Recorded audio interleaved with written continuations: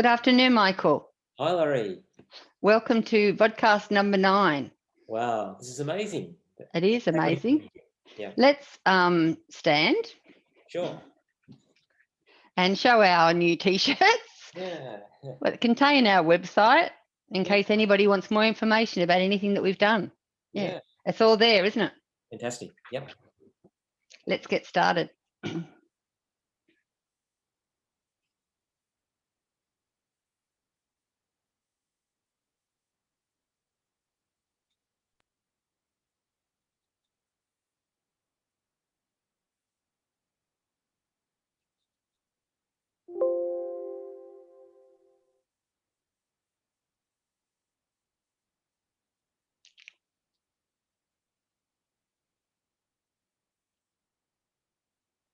That should do it.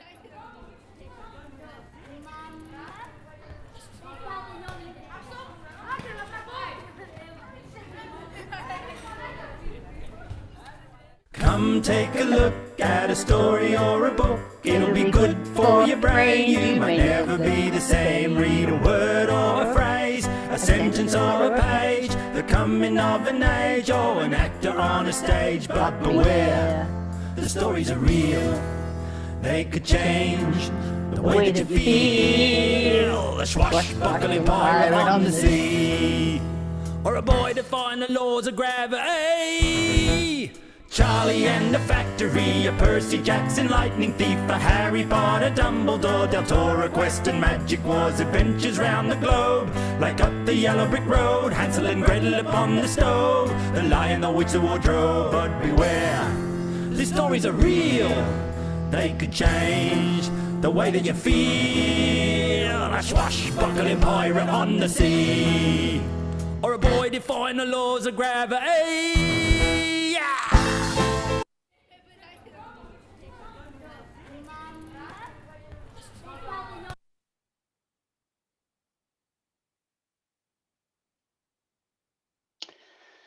So it's been a big week this week in terms of it being Reconciliation Week. And I would like to acknowledge our Aboriginal people in Australia today in our acknowledgement. So the theme of National Sorry Week was more than a word, reconciliation takes action. And it made me do some serious reflection, Michael, as to what I'm doing as an educator in this space.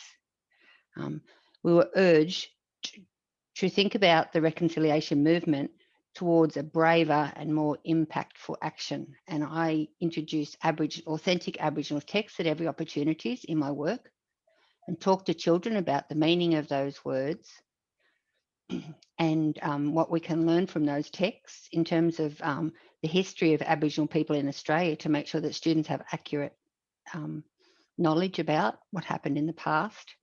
And also one of my schools have like a sacred site up the back of their school. So this is the school, they call it their mountain. This is the school and this is the lake. So how idyllic is that? And the students go up to have yarning circles and to learn about their culture. And it's just a very holy place. And I'd like to acknowledge the Aboriginal Education Advisor at this school, Anissa Harwood, who shares culture with everybody. And she's taught me a lot across the school. This acknowledgement was provided for Warramai lands, north of Newcastle and Port Stephens. That's lovely. Thank you, Lorri. Move to the next slide. Nieren marungu wiam. Waramaguba guribin. Dumugal yiguba baraguba. Nieren marungu wiam. Naragal, dangagal, bimagal, bupargal. Yi waramaguba barai. Wanyubu ganila. Wanyubu gani. And that's Warramai language. Beautiful. Lovely to hear that language. Okay, well, welcome viewers. We're really excited to present to you today our critique of the CBCA shortlist for 2021. And you'll notice that that's in 4 columns, Michael. because there are actually 5 categories that we are critiquing. However, the last one didn't fit on the this page, which is interesting. Yeah. There's been a lot of reading, Lorri, to get us to this point. I know. So hopefully it's a very entertaining session. It's something that we've both been looking forward to, haven't we? Well, you've done a great job getting through virtually all the texts, and I really take my hat off to you, and I got through most of them. But interestingly, we don't necessarily agree on the results, what we thought were the best texts. And I think that'll make it interesting for our listeners, Michael, don't you? I agree, Yeah. Look, it's worth noting here too, Lorri, that the CBCA has certain eligibility criteria for certain texts fitting into those different categories. And we'll talk about that as we look at each category separately. But they also have judging criteria, which the judges use to actually decide who the winning text will be in each of those different categories. And there are 5 particular criteria that they draw upon. Firstly, literary merit, which is about the aesthetic qualities of the text, particularly the language and the characterization, and whether in fact the text will stand the test of time. And then cohesiveness, the way the text hangs together and is consistent in its use of style or theme or language. That's a great word, cohesiveness, because it fits in with our grammar. Yeah, it is an important quality, I agree. They also look at the appeal to the implied readership. So they look at which particular audience the text is trying to get to, and do they think it actually would appeal to that particular group. They also look at the quality of the production, which I thought was really interesting. They're not just looking at the writing of the book, they're looking at the actual quality of the production, the editing, the use of illustrations, the quality of the book and the way it's produced. And they're all beautiful, I have to say, under that criteria. Yes. To varying degrees, so it's going to be another factor, obviously, in that judgment. And the 5th criterion was originality in the treatment of literary elements as they apply to the form of the work, recognizing that all the works come in different forms, but how originally they actually work with that form to present this text, I think that's actually another important quality. I think it is too, Michael. Have you finished the criteria? Yes, that's all. Because I wanted to compare and contrast that with the criteria we usually look at in terms of what constitutes a quality text. And I think we should get royalties for this book, don't you? You should. And what we look for usually when we're looking at a text for teaching in subject English is a text that engages the child and adult alike. Mm-hmm. It relates to, but it's not limited to the children's interests and experiences. It could be wider than that.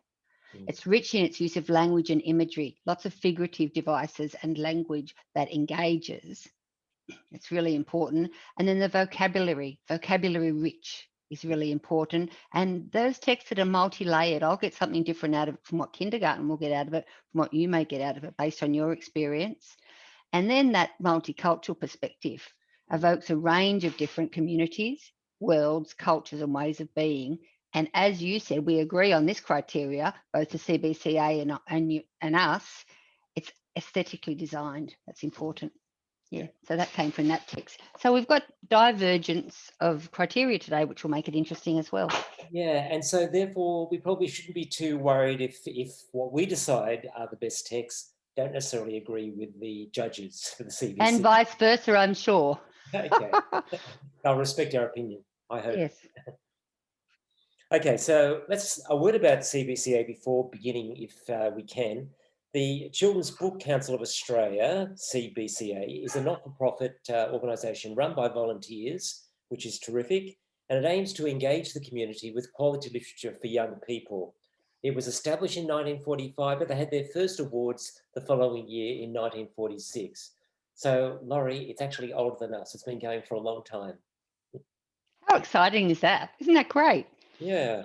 So look, they present their awards annually, and it's a really important event in the lives of teachers especially, but also young people as readers and their parents, I think, as well.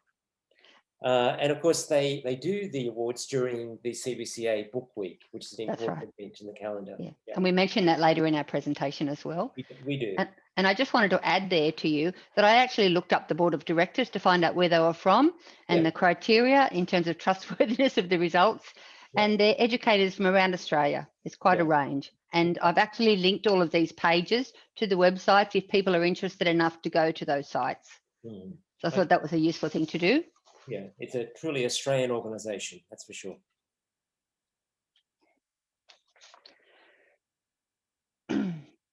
So these are the categories for the CBCA Book Awards each year. In February, the notables come out, and there were 20 in each category, and there were 5 categories. So that's a lot of books to read. Initially, when we had the idea for this podcast, Michael said, "Oh, let's read all the notables." Well, that didn't last long when we realised how many there were, but that was interesting. And these are the criteria for the CBCA shortlist, and they were for the notables as well. But there are only 6 in each of the criteria that we're looking at today in each category. Book of the year for older readers. We didn't do anything with it because our work is mainly in primary school together. Book of the year younger readers, 7 to 12 years. Book of the year early childhood, 0 to 6 years. Picture book of the year, 0 to 18 years, and the Eve Pownall Award, 0 to 18 years. And this book on the right, the Australia book, is actually a book written in the early 1900s by Eve Pownall. Lovely. Yes, she was an Australian author. Yeah. So it's an accolade to her, that award. Okay, so the first category we're looking at, Lorri, are books from the Book of the Year younger readers, aged 7 to 12 years. So we're looking at primary, from the middle years of primary through to the later years of primary in this category. And these entries to be eligible can be fiction, drama, or poetry, and they need to be appropriate in style and content for readers from the middle to upper primary years. I just wanted to say a few things about each one, Michael, and you might like to chime in. Yeah, sure. The first one, Asta's Good Right Things, was about well-being and about a child that was quite depressed, and life was against her at this stage in her early adolescence. And I felt that a lot of stage 3 children would really relate to that text. It ends up all well at the end, but she had a rocky road to get there. Yeah. Okay, so Lorri, was that your favourite text out of the 6? I thought you'd let me talk about them all before you asked me that question, Michael. Okay, we'll keep going, for sure. Thank you. You'd like me to keep going with each of them and then you talk? Is that what you'd like me to do? Okay. Yeah. The Stolen Prince of Cloudburst was quite Harry Potter-ish, but I didn't feel that it made the grade, and I didn't see a stage 3 boy getting involved in that, which sounds like a gendered comment, but that's how I felt reading the text. It's about a girls' boarding school, and I enjoyed it, but I didn't enjoy it as much as the first text. The third one, Our Heads Are in the Way, I think it's called Worse Things. Yes, Worse Things by Sally Murphy. It was clever. It was clever in terms of focusing on vocabulary, and they had synonym wall charts at the beginning of each chapter, which I just loved to bits to support kids in writing. I thought that was great. We Are Wolves. It was historical fiction, and it was about the Second World War, and I know you felt strongly about that, Michael. I felt it might have been a bit dark. I wouldn't have chosen it as a teacher for my class, but I know that you had a different view. Bindi, I love it to bits. I've taught it in a number of schools, and the author, Curly Saunders, it's her first poetry novel. She has produced us a book of poems called Kindred before this, but I just think it's great in terms of the poetic form in that text and the value in culture. The protagonist in this text lives between 2 cultures and does it well. So I think that students would look up to her. I think that's an empowering book. I love it. And the Book of Chance, I just thought it was like a beginning crime fiction for kids. Delicious. Absolutely. Yeah. Over to you, Michael.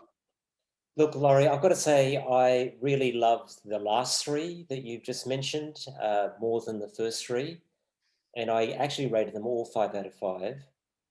So I think whole 6? Did you give the whole 6 5 out of 5, Michael? No, the last 3. Oh, okay. I thought they were really outstanding, those 3. But for me, I really loved, best of all, We Are Wolves. I thought it was a beautifully written text, and it had a very strong narrative and very strong characterization. And I thought it was really engaging the way it used an unusual perspective on the whole historical event of World War II, because it focuses on a German family. We don't usually get to see that point of view. And in fact, the way the text plays with point of view, I thought gave a really wonderful entry point for teachers wanting to use this text in the classroom. I thought it was just great. But I can agree with you that Bindi is another wonderful text as well. I think the poetry is just beautiful in this text. And it deals with real events in Australia, recent events, that is the big bushfires that we had last year. in particular the ones that occurred on the South Coast in this text. Yes, And also, the Book of Chance is based on actually a factual event of a child being stolen. Mm-hmm. So there's two of those books are in that criteria, Michael. So Sue Whiting has a lovely, lively way of writing as well. And I think this one has really engaging issues in it. A lot about honesty and about the media and social media and the impact on young people. I thought these were really important themes that she develops. I wanted to say about Sue Whiting, I spent a very enjoyable year using this text in stage 1 and 2. Beautiful. Yeah. It's a quest. And that Yes. was the basis of my start of my work on quests. Yeah, no, she's a great Delicious. writer and writes for a diversity of young readers, which is great. Now, Michael, you've given the last 3 5 out of 5. Yeah. And I gave most of them 4 out of 5. Mm-hmm. But I gave Asta's Good Right Things 5 out of 5. So it'll be interesting to see which of us is closer to the CBCA Awards, won't it? Yeah, for sure. Which is good. Mm-hmm. We'll move on. Yep. So that was the book of the year for younger readers, and that's our year 5 and 6 children, or our stage 3 children in New South Wales. Yeah. So now we have the book in the year for early childhood, 0 to 6 years. So this is for children before school or the very early years of school, maybe kindergarten up to about year 2 possibly. So look, I think these entries, again, may be fiction, drama or poetry, and it needs to be appropriate in style, obviously, for children at the pre-reading or early stages of reading, which makes sense. And look, Lorri, do you want to tell us about these texts again? Yes. Busy Beaks has a lot of poetry in it. I hadn't really noticed that to the point that you had noticed it, but I love the illustrations. I love the text layout. The information was in bite-sized chunks. Mm-hmm. And I just poured into that text. The more I looked into it, the more I enjoyed looking into it, the visual grammar of the text and the bite-sized chunks of information. I thought that was a lovely text. I enjoyed that a lot. Who's Your Real Mum? So important, talking about gender. And some of our families don't fit criteria of traditional nuclear families, and it's important that we talk about that with kids. And that text does that very well. Yeah. An Enemy is Not the Enemy, although it's got a catchy name. I didn't really like it that much. No. I gave that 3. Yeah. So There's No Such Thing was humorous. It was great. We Love You, Magoo, delicious. And No Never, fantastic. But I gave my money to Busy Beaks, and then followed by Who's Your Real Mum. Exactly. Lots of fun in those last 3. I think they were all kind of very lively, very engaging stories, quite amusing characters. But I thought, Lorri, as you mentioned, Who's Your Real Mum was a really important text for this year because it does highlight the diversity of families. Yes. And this particular girl obviously has 2 mums. And I love the way through the text, the way in which she avoids answering the questions of her friend about who her real mum is. And that's because she thinks both of them are such wonderful mums that she just wants to talk about what great mums they are. I just thought it presents a really important concept in a way that's not threatening for younger kids. Picture books do that, don't they? I think that's important. That it is important. From an early age, young people are being introduced to these ideas because obviously when they go to school, they're coming into contact with children that come from diverse families anyway. So it makes sense that they've got books that reflect that reality. I know that's a space that you and I have written on recently that we're about to publish in that space, aren't we? It's important. Sure. Yeah. Which is great. So you haven't told us who you've put your money on, Michael? Well, look, I don't know whether it'll win, but to my mind, I reckon Who's Your Real Mum is number 1. And would you like to go number 2 as well? I would say number 2, I'd say it's equal between There's No Such Thing and No Never. I think these are just such fun, deliciously fun books. There's no such thing as kind of scary and, again, a safe kind of way for younger readers. And it's all about our fears and confronting our fears, but doing it in a fun kind of way. It never gets kind of heavy or too dark.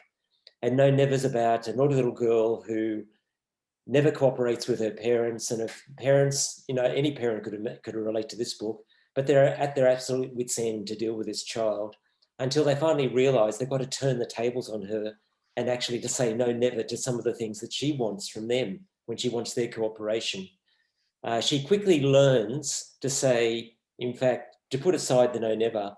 But I love the way the book actually says that the no, never's put away until another day, suggesting that it may be needed at some stage in the future when Georgie actually gets older and she will have to refuse people and stand her ground and be strong and confident as an individual. And I think that's a nice little reminder about growing up and how things may change in the future. And there's a lot of inference in that text, isn't there? There is, yeah. Which is great. Yeah. Fantastic. So, So, which one did you think? What was your choice? Busy Beaks. Busy Beaks, okay. Mm. Yeah. Which was interesting. You made the point to me last week that that's a non-fiction text. So that's interesting. Yes, it is text. non-fiction getting into this category. There's no reason why I can't, of course. Yes. Yeah, it's interesting as a non-fiction text that uses poetry, and to me that was a little bit jarring. I didn't like that part of it. It was probably the one thing about that text I didn't particularly like, but I agree, it's a quality text nonetheless. Are we ready to move on? Yeah, sure. So what's this criteria about, Michael? Okay, so this one, you can see it covers a very wide age range from very young kids that haven't started school right up to 18 years, so the very end of high school. So, and it's looking at Picture Book of the Year. And entries in this category, they should be outstanding books of the picture book genre in which author and illustrator achieve artistic and literary unity, or in wordless picture books where the story, theme, or concept is unified through illustrations. That was interesting because on the back of the book it says they're identical twins, and look at them on the cover. We've got a pig and a little girl. So are they being satirical? What's the story there? I don't really know. It's indeed humorous, possibly ironic, or almost satirical, leading to discussion about the characters and point of view. I thought that was important. Yeah, it was an odd little book, that one. Yeah, but there was some good vocabulary for my English teacher's hat in terms of tier 2 vocabulary words. It was very useful for that, I felt. Yeah. And then I had to look at sentence structure as well, because there's interesting use of connectives and sentence complexity, which I would bring out in my classes too, if I used that text. Yeah. Okay, so not cute. Did you want to say anything? Look, not cute. I didn't love this text. I've got to say, I thought it was a slightly silly kind of story and a rather. Did you think it was not cute, Michael? I thought it was not cute. Exactly. I thought it was a rather bizarre ending. Yeah, just kind of sort of a quirky little text. It didn't particularly engage me, I've got to say. I thought Not and the Bear was kind of a little bit more interesting. They're kind of similar, those books, because they're both about individuality. Yes. About being yourself. Norton is copied by his friend the bear in terms of his dress, and he's really irked by that until he comes to understand that maybe this is the greatest compliment that the bear could ever pay him, the fact that he wants to be like him. And they end up being individuals together, which I thought is kind of a nice compromise at the end of the story. Yeah, go on. I'll just comment on not cute. Yeah. It's about that quokka. That's a quokka, in case you're not sure. Yeah. And he's decided he no longer wishes to be cute. So he doesn't want people to say that he's cute. Okay. And he likes to dress up. And I enjoyed the text. I thought it was a good one. But he tries to change his persona. So he's not being true to himself, I felt. Not in the Bear, I agree with everything you said about dressing up. That was interesting. That was good. And also Norton and the Bear, if I can put my hands on it, which I probably can't, so I won't worry about it, had a really interesting end papers and flyleaf, which gave some, would lead to interesting discussions about cross-dressing and gender-appropriate clothing and whether there's a purpose for that or whether we should be gender-neutral clothing. So I thought that was useful. And if you have a look at all of the jumpers in the text, you don't know if they're male jumpers or female jumpers. So that's an interesting discussion with young children. Exactly. Yeah. Take it over to you, the next three. Yeah, look, I really love the next two. To me, they were the standouts in this section, for me personally. Ellie's Dragon, in true Bob Graham style, is just a lovely book that really captures the magic of childhood and the power of the child's imagination. Ellie imagines she has this pet friend, a dragon, and as she gets older, the dragon gets bigger with her. But she gets to the point where she starts to outgrow the dragon, and the dragon kind of just gradually starts to disappear from her life, which is beautifully represented through the illustrations in the text. It gets to the point where she becomes so grown up as she heads towards adolescence and gets involved with her peer group and all their little interests that she can't see the dragon anymore. And the dragon feels a bit lost, of course, until, of course, he's adopted by another younger child a little bit further through the story. And is there some intertextuality happening in that text? Yeah, for sure, for sure. Tell us about it, Lorri. When I read it, I just thought about Puff the Magic Dragon.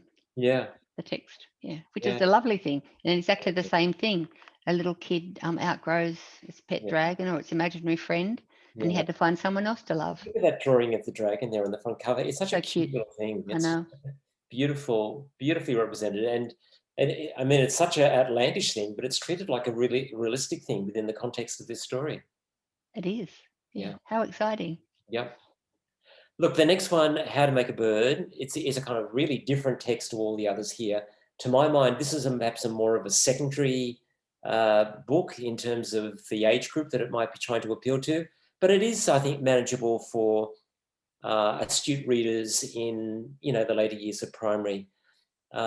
It's basically a kind of set out, the language of it certainly, like a recipe for how to make a bird or a manual for how to actually do something.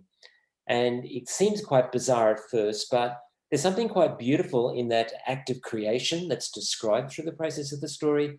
And certainly it shows the beauty of a bird and the way it's being constructed. And it makes us marvel at that wonder of nature that produced such a creature as the bird.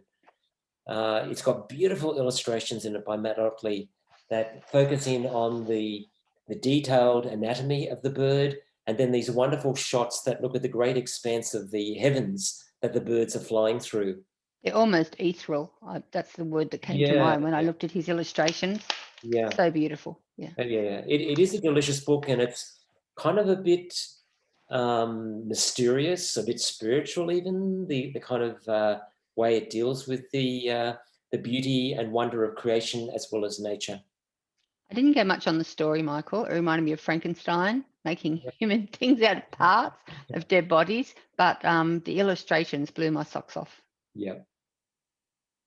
And look, the last one is just again another fun, quirky story. I mean, it's a great text because it takes something very relatable, like a birthday, but it looks at it from the point of view of a cockroach, which is something we're not immediately aware of when we first read the book, Lorri. I think you had this experience. I did. We read it and we think, okay, what's happening in this story? Who's actually telling the story? Until you gradually start to be aware that there's this cockroach in the background on all the pages. And look, it's just fun. And I think you could do wonderful writing with it using this idea of point of view. Kids can have a go at writing about events in their lives from the point of view, from unusual points of view. It was clever, the plot and the character portrayal, I felt. And the text starts with these kids sitting around a table at a birthday party. So you'd think that the person telling the story was the kid whose birthday it was. But then you look closely at the cover and you see this little cockroach on the plate behind the birthday cake. That's his story, and he'd adopted this family, and I just laughed my head off all the way through it. It just made me happy, and I know it would make young children happy as well. It was a good, engaging story. For sure. So where did you put your money there, Michael? Look, I do think, for me, the standouts are Ellie's Dragon and How to Make a Bird. But I would love to see Bob Graham win this because I think he has written such great texts over the years, and this is a real standout even for him. Yeah, I agree that Ellie's Dragon is beautiful. I don't agree about How to Make a Bird, and I think I gave my money to Your Birthday Was the Best. However, I enjoyed reading all the texts. Okay, good. We move on? Yeah, move on. So now we go to the Eve Pownall Award. And this is also for 0 to 18 years. And this category is looking at books that have the prime intention of documenting factual material with consideration given to imaginative presentation, interpretation, and variation in style. So this is kind of interesting that they're basically factual. They're about real things or real events, but they can be quite imaginative in the way in which they present that reality. And I think that's a bit of an important feature there. So Lorri, do you want to tell us about Yes. this The text? first one, the Illustrated Encyclopedia of Dangerous Animals, was illustrated. It was a really beautiful text, and it was written not by an author or an illustrator, but some sort of scientist, person that does scientific illustrations, and you can tell that because of the level of detail in it, which was wonderful. The creatures in the text are little known creatures, so we're very surprised about all of the animals, and to learn about them, you fall into them. And there was one particularly, a lesser known stinger on North Queensland that I'd never heard of, which I thought was really interesting. And then I was very interested to hear about a wolverine, because I know wolverines are in vampire movies, but there's actually a creature called a wolverine. Yeah, so it's actually a dangerous creature. Yeah, it was beautiful. From a primary English teaching perspective, there's heaps you could do with that text. Yeah. But specifically code and convention and the text layout with visual grammar would be really important. Yeah. Yeah. Okay. And look, I'll do the next one if you like, Azaria. It's subtitled A True History. And this is a lovely book that looks at an actual event in Australia's history when a baby, Azaria Chamberlain, was taken from a tent by dingoes and killed. And we all know the story that the mother, Lindy Chamberlain, was unjustly accused of the murder of her child and actually spent some time in prison when she was found guilty. And the book looks at these events, not so much focusing on the death of the baby, but rather focusing on the wrongful accusation of the mother and the impact which that had. This is kind of dangerous territory in a way for a picture book that's written for young people. But I think it did the whole thing with a great deal of sensitivity and in a way, again, that was very safe for children. And it brought out those very universal themes about the importance of getting to the truth and the ways in which the media in particular often distorts the truth, and the importance of people thinking in a level-headed way and not simply getting swept up in rumours and gossip and all those kind of things that eventually led to Lindy Chamberlain being wrongfully accused. Yeah. And I would add, things are not always as they seem. Yeah. When I first looked at this text, I thought, oh no, it hasn't got kid appeal. We're sick of this story.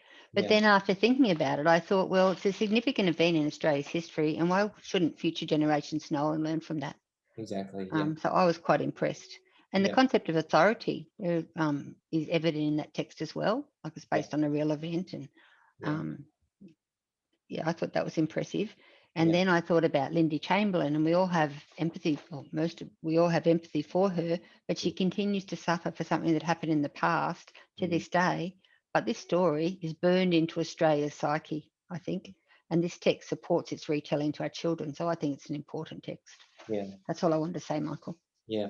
Look, I think just to finish on that, I think because this was such a great and important and wonderful text, I love the way it represented the Aboriginal perspective as well. Yes, I did too.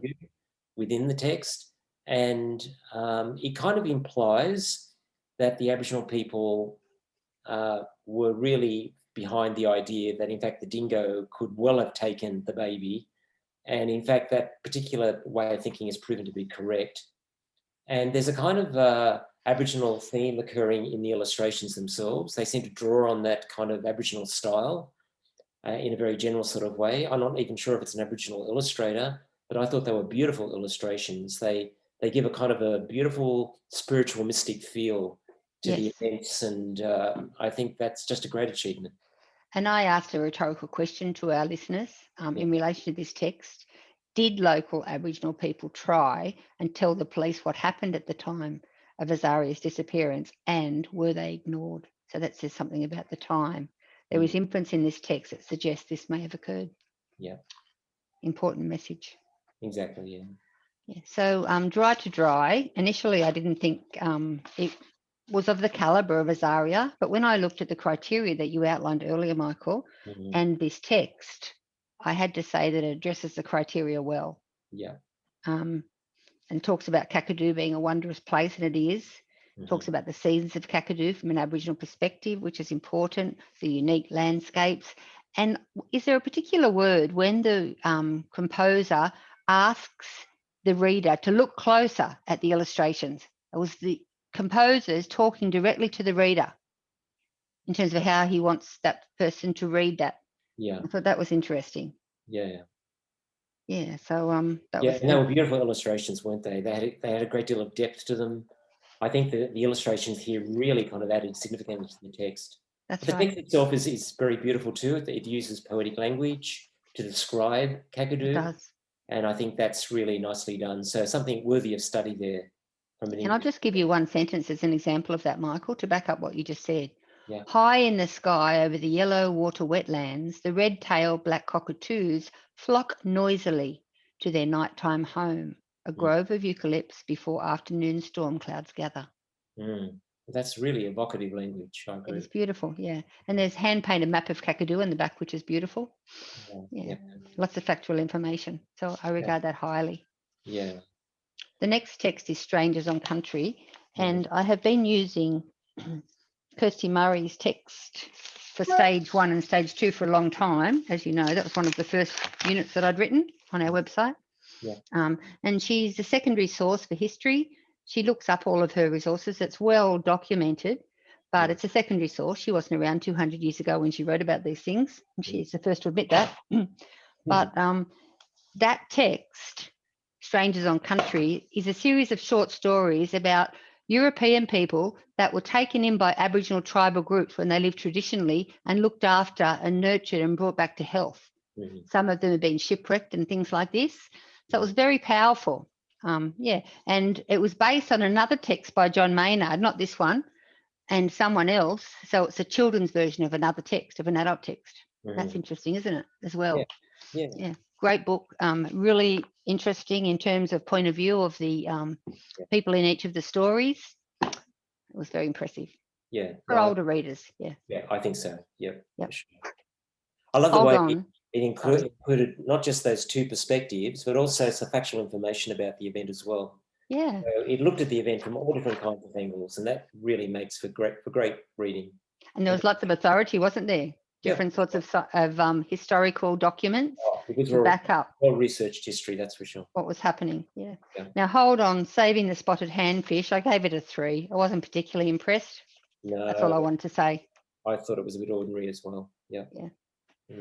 And then Matthew Flinders' Adventures on Leaky Ships, it's all, I know it's not the illustrator section, but they're all coloured pencil, and you can see the lines in the coloured pencil, which was very refreshing, I felt.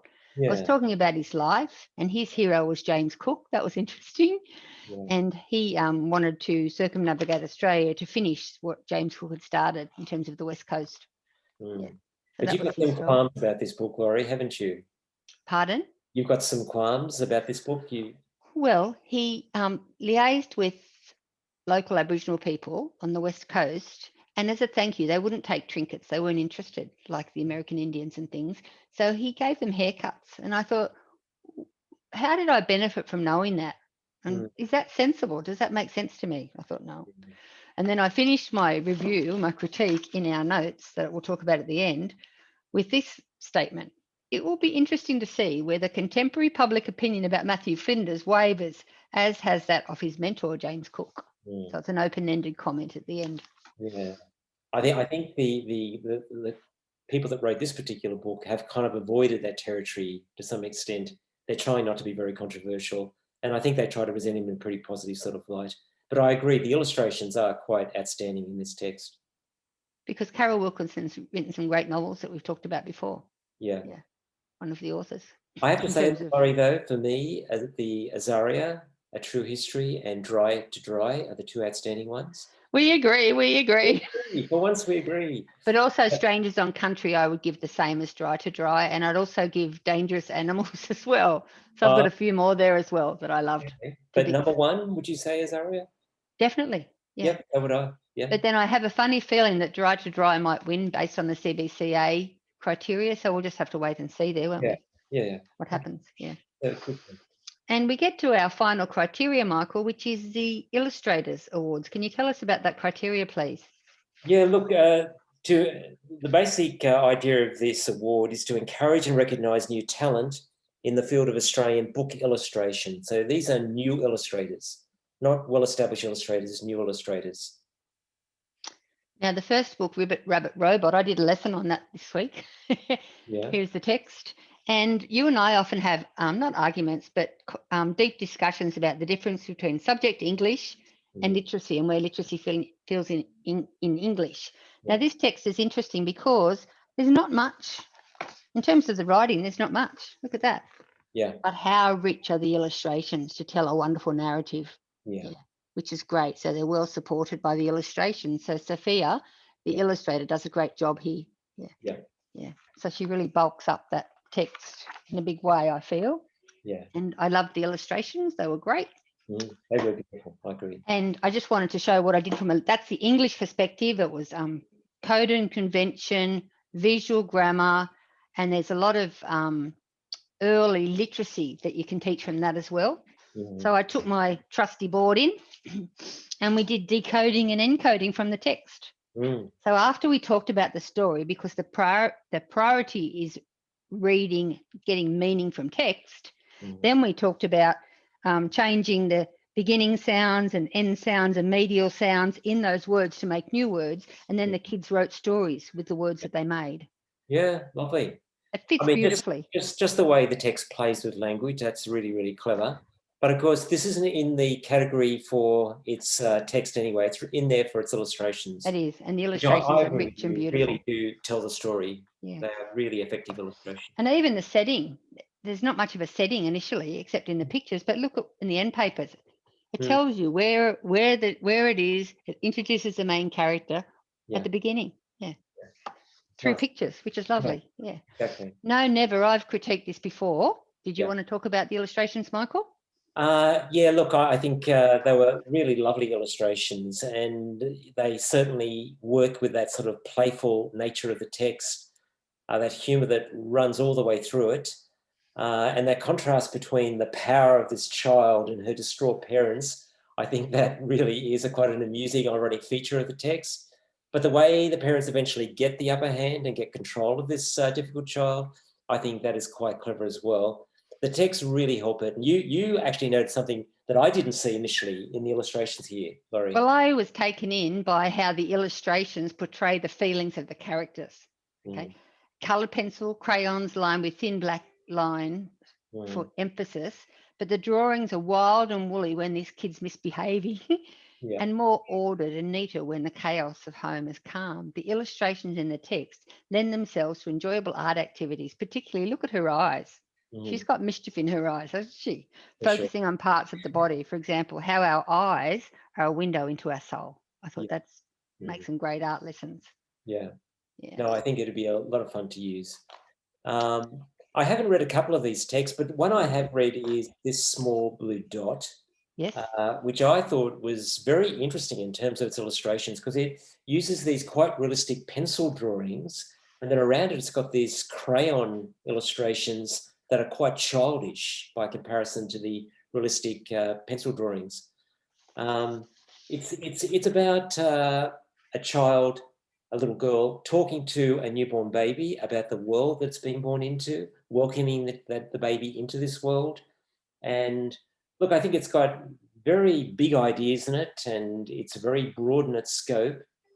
On further reflection, though, I don't think it's quite as successful as No Never. And that's my overall feeling, that I think No Never, for me, is the outstanding text in this category. Okay. Yes, I enjoyed No Never as well. We've talked about that. 7 Seas of Fleas. I thought it hadn't come, but arrived just in the nick of time today. Oh, wow. Great. When I looked up the web page, they're computer-generated images. I thought they were collage because, look, you can see bits of things coloured in. Okay. But what I loved about it, the absolute most, Michael, my favourite thing to do for art in primary school is thumbprints. Okay. And this is what this clever illustrator does. Makes little characters out of thumbprints. And kids always love that. And the book's called 7 Seas of Fleas. And his fleas are just thumbprints decorated, and kids can decorate them however they like, clearly. Look at that. Isn't it beautiful? Nice, yeah. Which is lovely. But I gave my award for this book, and I know our time's up. to Shirley Purdy because it's an Aboriginal text, but it's a series of vignettes about her life in words and pictures. It's her first children's book. She's a noted Aboriginal artist. But I thought they were all beautiful. Go away, worry monster. I would have given that criteria as well. You could actually see the sock puppet, the stitches on the sock puppet were so beautiful. And that's about well-being, which is really important as well. Yeah. Okay. So, Michael, where did your money go? Well, look, I would pick No Never for that category, I think, but admittedly, I haven't seen the two on the right. So I guess I need to qualify my judgment there. You can't really judge a book if you haven't read it. I think that's always been true, but I can only judge from the ones I've read, and I would say No Never. Okay, and I'd say Shirley Purdy. Yeah. But they're all great. I love them all. Yeah. Okay. And I thought Small Blue Dot was very unique as well. Yeah, well, we won't know until Book Week, Lorri. That's true. And fancy a little wager, Michael. Oh, no, I'm not a betting man. Oh, okay. Well, this enchanting illustration is from Rabbit Robot. Yeah. What's going to happen when he pulls that book out? Yeah. Just like what's going to happen at the CBCA Book Awards at Book Week. Exactly, yeah. As well as the 6 in each category, there were some books that didn't make the grade in terms of the CBCA book list, but we liked them. And we had reasons to pull out these ones. The first one's a bit of a funny story about Jelly Boy Michael. You told me about it, so I went and looked it up and put it in our presentation. But what was the story? Look, Jelly Boy is about a jellyfish that falls in love with a plastic bag. It's the most bizarre story. Okay, so you were telling me because it was bizarre and I thought you liked it. No, I didn't particularly like it. I thought it was odd, and I thought it wasn't actually very convincing, the whole story. But anyway, it tried to have a sort of an environmental theme. So I think its heart was in the right place, but didn't make the grade. Quite work. Yeah. Sing Me the Summer. It was written by Jane Godwin and Alison Lester. It reminded me of Magic Beach, and I thought it was magical. It was beautiful. It was about changing seasons. Yeah, lovely. And I thought the next one, which oddly enough was another book about a cockroach. That's weird, isn't it? Good, not better than the cockroach book that actually made the shortlist. Wow. It was a really fun story about a cockroach that avoids extermination by stowing away with the family and going with them on a holiday to Caloundra. And the whole story, like the other one, amazingly, is written from the point of view of the cockroach. So it's got lots of wonderful humour in it, and it's very Australian in its setting and the characters. I thought it was great. I've been listening to The Grandest Bookshop in the World, driving around the countryside the last 2 weeks. I've listened to it about 10 times. It's macabre. Initially, I thought too macabre for a stage 3 text. It's a novel, but I think kids would love it to bits. Yeah. It's magical. It's loosely based on some history of Melbourne. And it's about a bookshop in the main street of Melbourne in the late 1800s. And what a magical place it is. And it reminded me of a book that I love called Mr. Megorium's Magic Emporium. This building that comes alive and does all of these wonderful things. And I loved it. Yeah. What do you call your grandma? I bought that as a thank you to a school not long ago. And it's all about, in terms of multicultural words for grandpa and what different grandpas in different cultures do. I thought that was really good. Yeah. And then Pink is one of the books we reviewed for our gender diversity article that we wrote. Yeah. And the message is, accept who you are, and you've got magical qualities. You have to find them and accept yourself, which is a lovely, lovely thing. Yeah. The last one there, Lorri, is one I thought was just outstanding. I can't believe it didn't actually make the shortlist. It was so good. It's a very sensitive story about a boy who forms a relationship with a homeless man that he and his mother see on the street near where they live. And it's about the friendship that builds between these two characters. And one day the homeless man isn't in his usual spot, and the boy, of course, starts to worry about him. And he finds a way to communicate with the homeless person, and then eventually finds that he's okay, that he simply moved on to a different place. I love the caring in this story and the sense of community. And I particularly love the ways in which the boy and the homeless man communicate through drawings. I think there's just a beautiful element to this story. And it's a book as much about communication as it is about relationships. That's really lovely. What a beautiful storyline. Yeah. And look, Lorri, it shows, doesn't it, that you know, that they've obviously knocked out certain texts in choosing their shortlist, but in fact, you know, we kind of agree that some of those ones that have been put aside are actually really quality texts that, you know, everybody, readers, young readers, and parents and teachers should be paying attention to. I agree, Michael, totally. Yeah. And finally, let's get to our last slide because time is up. Sure. Yeah. Look, so we'd like to end by really restating the importance of quality text to engage kids and the important role that the CBCA Awards have in helping everybody that loves quality literature for young people to identify those texts each year.